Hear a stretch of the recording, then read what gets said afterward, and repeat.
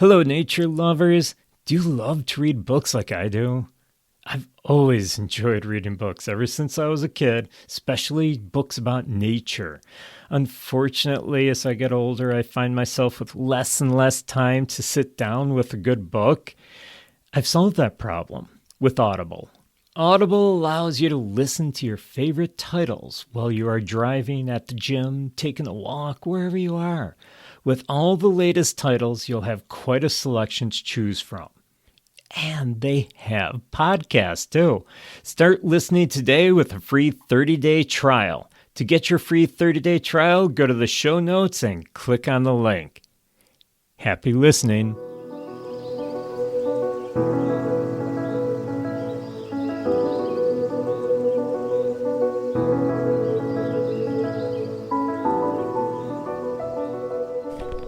Hello, friends, and welcome to the podcast. This is Paul. I'm your host, and today I want to wish everyone a happy Earth Day. Earth Day 2023. And I know if you're listening to this on the day it was released, it's not Earth Day. Earth Day is Saturday, April 22nd. Every single year falls on April 22nd. And this year it just happens to fall on Saturday. And this is being released on Thursday. I am actually recording it a few days before, so I'm going to wish you Happy Earth Month. And if you're listening to this on Saturday, April 22nd, Happy Earth Day. And you may wonder, what is Earth Day all about? You know, we celebrate it every year. Hopefully this isn't the first time you've heard of it. Earth Day is not a national holiday, believe it or not. Earth Day is just one of those days, but it's been around for more than 50 years. Yeah, it's been around for quite a while. Earth Day is a time to celebrate the earth, to make a difference for the earth, to understand what we are doing that harms the earth and make a difference. So people celebrate in different ways, but you may be wondering, where'd this whole Earth Day thing start?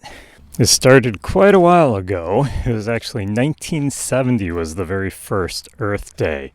You see, around that time, the late 60s, well, actually, we're going to talk even earlier than that, the mid 60s. There was a lot going on. There was people back then, they really didn't think about what their actions were doing to the planet. You know, how things they did harm the planet. I mean, you jump in your car, you fill it with gas, you drive down the road, and you don't think that, oh, these pollutants from my tailpipe are actually doing a lot of damage to our environment. Catalytic converters, not a thing back then, you know. Cars were polluting. And it wasn't just cars, it was wasting energy. Yeah, people didn't think about that stuff. Chemicals in the environment.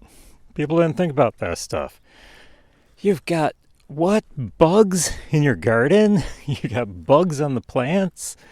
What do? Hey, just go to the hardware store and grab some DDT. That'll take care of it. Yeah, these are things that were not thought about. But there were some people who knew what was going on, knew that these things were harming the environment.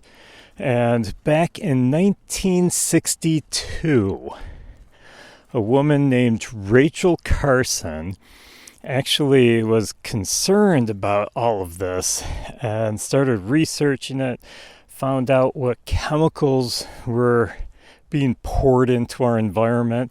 I mean, these big companies were just taking these chemicals and dumping them. You know, it's like, hey, I've got all these waste chemicals from the processes of what I'm making. I don't know what to do with them. I'm just dumping them. Yeah, dump them in the environment. And that's what they did. And she saw what was happening, and so she wrote a book about it. If you've never read Silent Spring by Rachel Carson, and you want to know how all this started, that's the book to read. You're asking, well, Paul, did you read the book? Total honesty, I won't lie to you guys, you're my listeners, so I'll be honest with you. No, I didn't read the book. Well, I did read the book, but not the whole thing. I just got a little bored with it as I got near the end. And this is when I was younger. So Silent Spring, I got through about 2/3, 3/4 of it. Sorry about that disruption. Rivia, my dog, is out walking with me. It's Earth Day. You got to spend Earth Day outside. One of the points of Earth Day is, getting out with nature. But anyhow, back to the book. I went through about 2/3 of it, 3/4 of the book, and I never did completely finish it. Maybe someday I will finish the book, complete it. But I got the point. I understood what was going on. So this book kind of woke up the general public, people, the everyday person to, hey, guess what? We're harming our environment. We're doing damage to our planet by the simple things that we do, our lifestyle, and we should be making differences. A little side story. I used to paint houses for a living. One of my first jobs when I was very young, and I painted houses for a living. Eventually went off on my own and had my own house painting business for many years. Very successful, but I do recall going to this one lady's house once, and we were my boss and I, this is when I was painting for someone else, my boss and I went to this lady's house to paint her house, and she told us that the paint's in the garage. So we went out to the garage, and there on her shelf was all her gardening tools and her gardening items, and there in big bold letters, like they're so proud of it, on the side of this can with the label partially peeling off, DDT. For those of you who are not familiar with DDT, that's one of the chemicals that Rachel Carson was talking about. It's a chemical that gets into the environment. So it works its way into the waterways, which means that it's getting into the fish, and the larger fish, and we're talking food chain here, larger fish eat smaller fish, bigger fish eat those fish, bigger fish eat those fish. Birds of prey, herons, other birds start eating those fish, and eventually it's worked its way in a concentrated form up to these, larger animals. And they have so much of this DDT in their system that it starts to affect their system. Now, it didn't kill them. For instance, bald eagles, they were eating all these fish, and the DDT was concentrated in their system. It wasn't killing them. Okay, what it was doing was it was making the shells of their eggs very thin. Eagles, one of the reasons they became endangered was because the DDT made their eggshells very thin. So when they laid eggs, had babies, they sat on them to incubate them, keep them warm, and the weight of the mother bird basically crushed the egg. So it wasn't killing the adults. What it was doing is it was preventing them from having offspring. And that's why the numbers decreased with eagles, and eventually it got so serious that they became an endangered species. So anyhow, that's what DDT is all about. That's what Rachel Carson's book kind of woke people up to. So let's fast forward several years. We're going to go to 1970.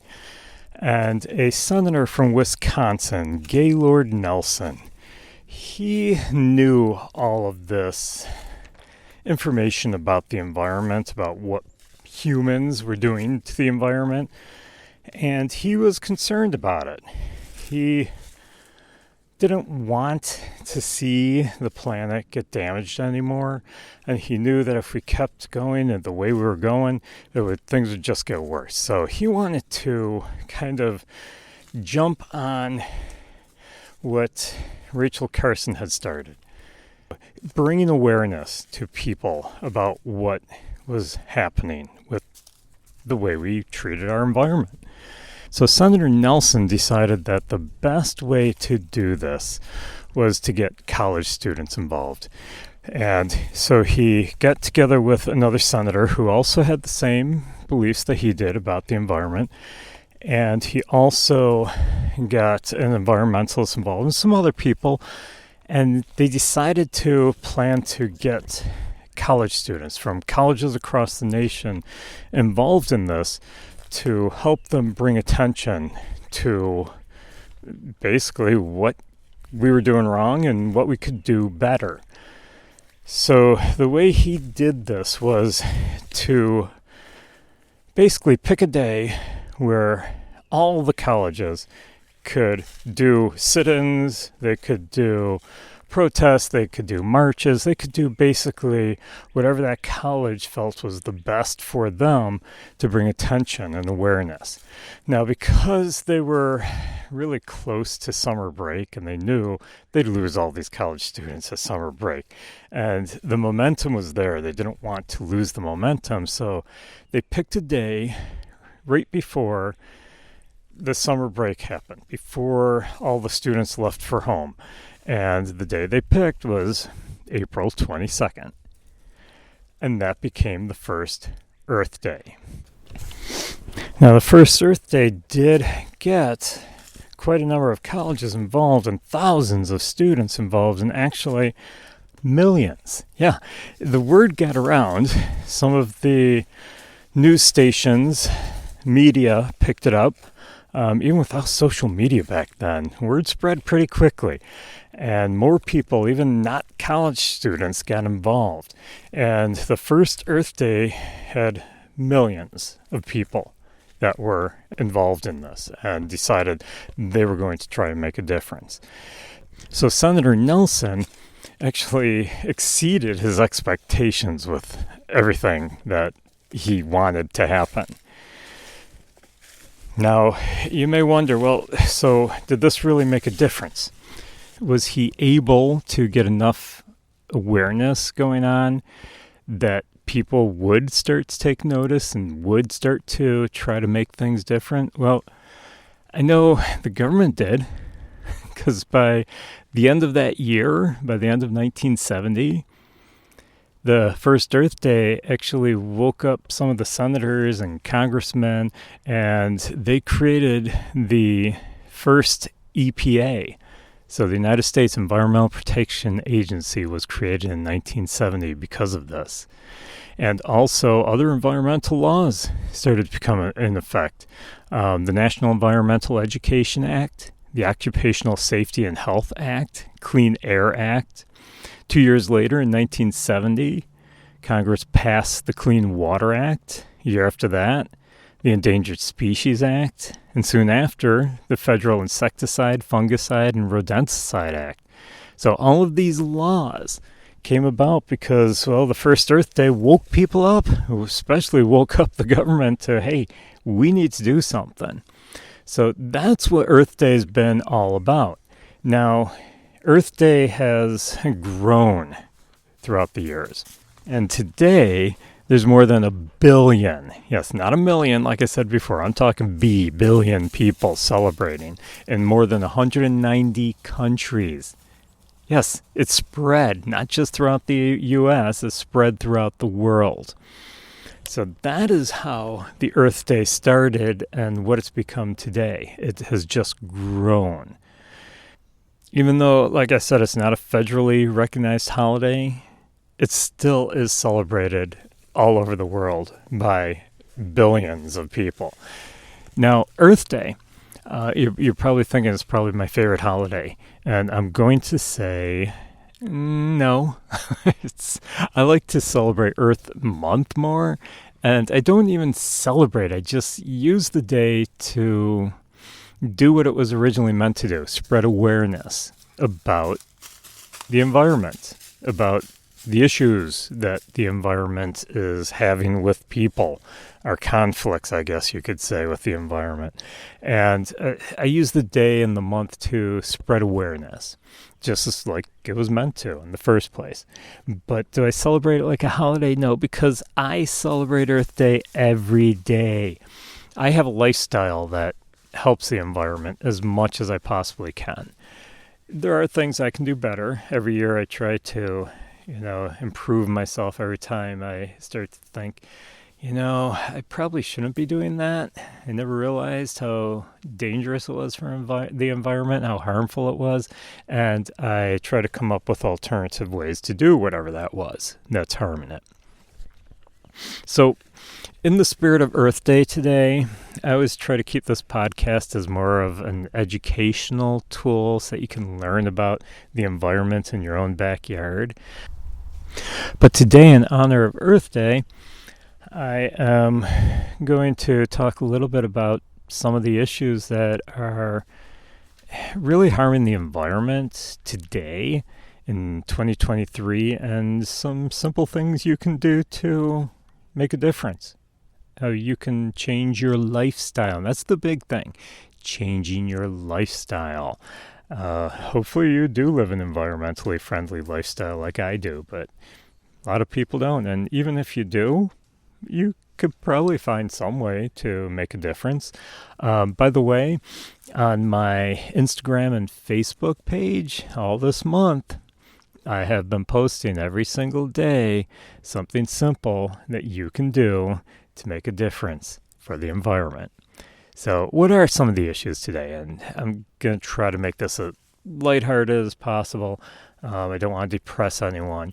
But some of the things that are going on is, first of all, single-use plastics. I mean, there's a big, I don't know if you know about it, the Great Pacific Garbage Patch, 7.7 square mile floating patch of plastics in the ocean.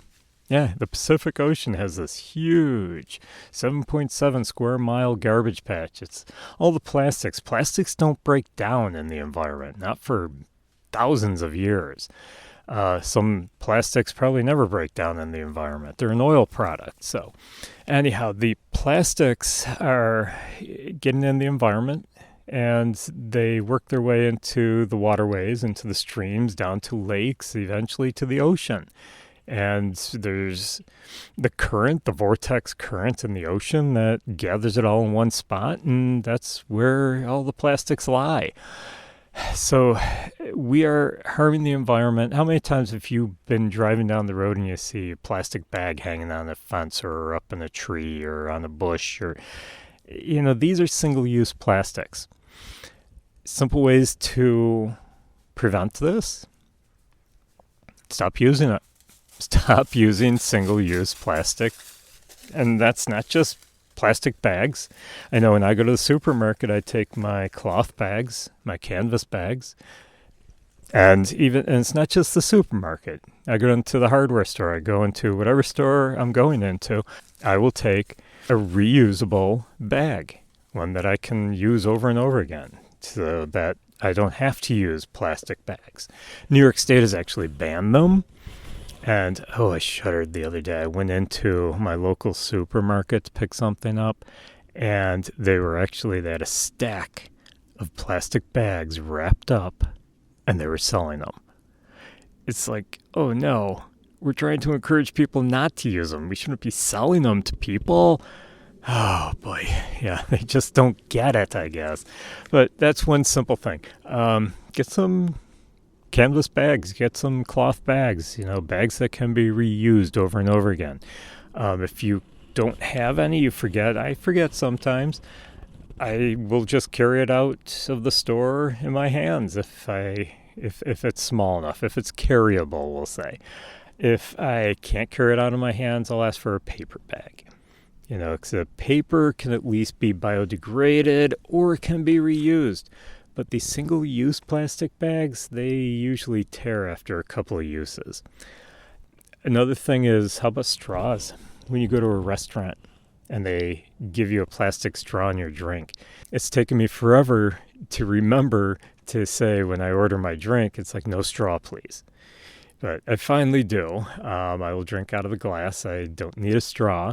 If you're the type of person who prefers a straw when you go to a restaurant, when you have your drink, get a reusable straw. They make the stainless steel straws, and you can just carry that with you, and whenever you go to a restaurant, use your reusable straw. And also water. We complained about the price of gasoline. Did you know bottled water, if you think about it, costs a heck of a lot more than gasoline per gallon. Yes. So stop complaining about the price of gas if you're drinking bottled water. And if you drink bottled water, you also have the plastic container that it's in. All these plastic bottles, they're the ones working their way down to the ocean. So try not to use bottled water. If you don't have good water in your house, then get a filter. Filter your water. When I go hiking, I always make sure I take water with me. When I go hiking, I have my Nalgene bottle, my refillable bottle, and I have filtered water in my house because I have well water. It doesn't taste the greatest, but with the filter on, it tastes great. And I just refill all my water bottles and take them with me. So try to avoid buying bottled water. So look at what you use that is plastic and single use, that you usually toss in the recycle bin, toss in the garbage, and see if you can replace it in some way or another. Now, another thing is rainforest destruction. Yeah, rainforests are like the breath of the earth. There's so many plants and animals, high diversity in the rainforest. We get a lot of medicines from the rainforest. We get a lot of food from the rainforest. And yet we are destroying the rainforest. And you may say, well, I'm not doing it. It's the people down in the rainforest in these undeveloped countries and these developing countries that are destroying the rainforest. Well, it's not so much they're doing it because it's fun. They're doing it because of our needs. One of the biggest things is palm oil. Palm oil comes from palms, and it's in just about every product we use, it seems. It's in food. It's in our shampoo. It's in our lotions. Palm oil is in our soaps, and it's in so many things. Read labels. You might scare yourself reading labels. You probably won't be able to pronounce half the stuff. You probably don't know what half the stuff is, but if you read labels, it makes you aware of what's in your products. And start looking for palm oil in your products. You'll probably be amazed at how many products it's in. And what the problem is that they're cutting down rainforests so that they can create these palm plantations, grow palm for palm oil, because palm oil has become such a huge industry. And speaking of cutting down rainforests, they're cutting down rainforests also for agriculture to grow crops, and it's very poor soil. But they're growing crops by cutting down the rainforest to clear a field, and they're also raising cattle there. So the next time you go to your fast food place and you buy a hamburger, you're contributing to rainforest destruction. I'm not going to get too preachy on this, but something that I do, simple thing, I read labels. I avoid any products with palm oil. I also am vegan vegetarian, okay? I'm not 100% vegan, close, but not quite. I am vegetarian. I won't touch meat. I won't go near any meat products, animal products, and the reason is because of health, environment, and animal cruelty. But we're talking environment here, and I don't want to contribute to rainforest destruction. And one way that I make sure I don't is I won't eat meat. At least if you're one of those people who says, and I've heard it before, I can't give up my beef. It's like, well, yes, you can. You just don't want to. My suggestion is at least try cutting back on it. If you cut back on it, you're going to help the environment. So enough of that. Let's go on to the next one, which is a big one. And so I'll leave this as the last one. I mean, there's a lot of different issues out there, but this is a big one, climate change. There's been, it seems like every time I turn on the news, there's a hurricane somewhere, there's a tornado somewhere, there's a major storm, flooding, drought. I mean, I'm looking at it as, Mother Nature's getting back at us. But yeah, climate change. It is happening. It's getting worse. And a lot of it is because of our high carbon footprint. If you've never heard that term before, look it up. You can actually go online and they have carbon footprint calculators.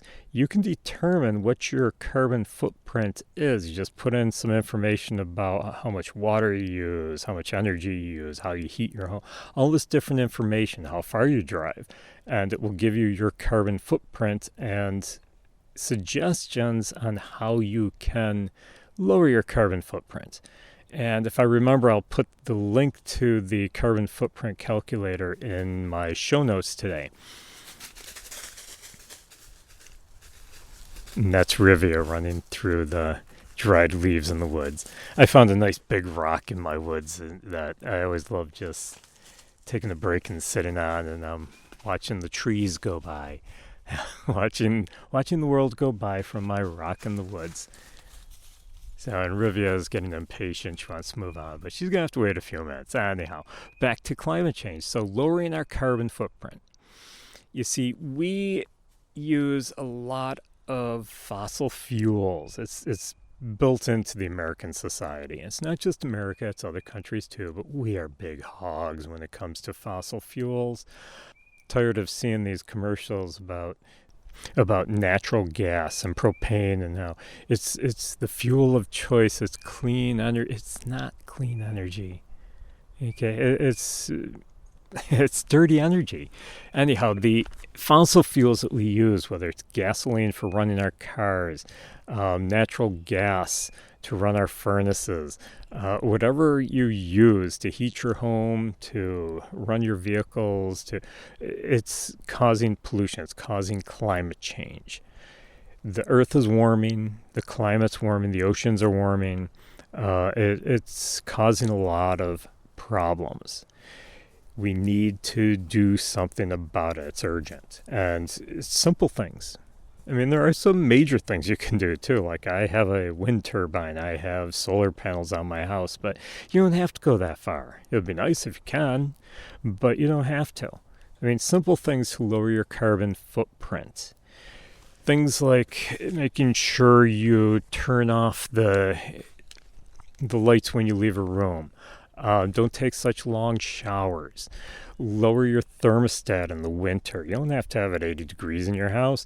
Raise your thermostat in the summer. Yeah, you don't want that air conditioner going on so often. Does it really need to be 60 degrees in your house in the summer?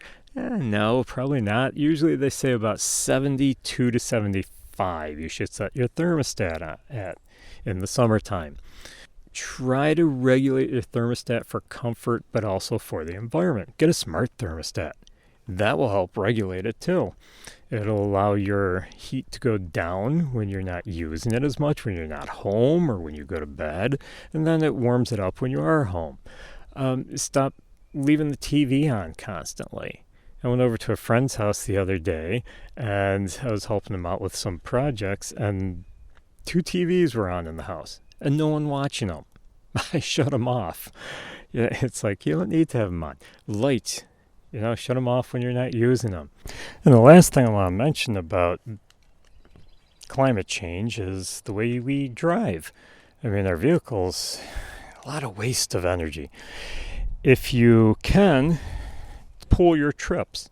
So don't make a trip down to the store for this and then make a trip over here for that. Hit everything in one trip. Pool your errands all into one trip, and that way you use less gasoline, less energy. You're not making a whole bunch of trips. Carpool if you can. And here's a big one, sorry. If you are due for a new car, an upgrade, I mean, so many electric cars coming out now that get great mileage, so you can go quite far on them. So think about an electric vehicle. If not, go hybrid. But get rid of these big gas-guzzling trucks and big gas-guzzling SUVs that, we don't need them. We don't need them. So try to get a smaller vehicle. Enough about that. How are you going to celebrate Earth Day? How are you going to celebrate? Think about it. I usually will do a cleanup. Sometimes I'll walk up and down my road and clean up all the trash that the winter left behind. I always do that in the spring, but sometimes I'll do it just on Earth Day. So make Earth Day every single day. Start living a green lifestyle. Check out the check out the 30-day Green Living Challenge on my YouTube channel, and let me know if you make it through the whole thing and if you are trying all these or how many you're trying. Leave me a DM on my Instagram page if you do have a chance to. So, well, it's about time to get going. I hope you enjoyed this episode. I hope you have a very good Earth Day. Get out and do something like a cleanup or go out and just take a hike. Enjoy Mother Nature. Maybe take someone with you that usually doesn't go hiking with you. Take the family out hiking. Go out hiking with a friend. Explore, wander through nature this Earth Day. Well, it looks like we've come to the end of our episode here. I hope you enjoyed wandering through nature with me. Make sure you bring a friend with you next time. Introduce them to the podcast. The more, the merrier, wandering through nature. If you'd like to support the podcast, join my Patreon page. The link is in the show notes. You can also show your support for the podcast by visiting my store. Again, that's from my website. The link to my website is in the show notes. It's naturewanderer.org. You can also visit my Instagram page at The Nature Wanderer. Underscores in between each one of the three words. And above all, keep wandering through nature. Thanks and have a great day.